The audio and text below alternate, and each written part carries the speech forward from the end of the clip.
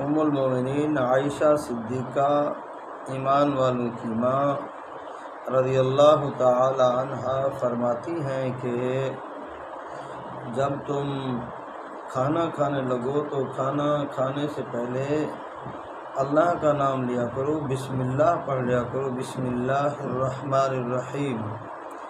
تو فرمایا جس کھانے کے اوپر بسم اللہ پڑھی جاتی ہے تو اس کھانے کے اندر شیطان وغیرہ داخل نہیں ہوتے۔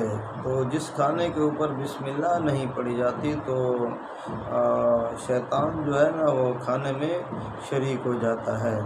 تو فرمایا رسول اللہ صلی اللہ علیہ وآلہ وسلم نے جب تم کھانا کھانے بیٹھو تو اللہ کے نام سے شروع کرو، اللہ کے نام سے شروع کرو، بسم اللہ سے شروع کرو۔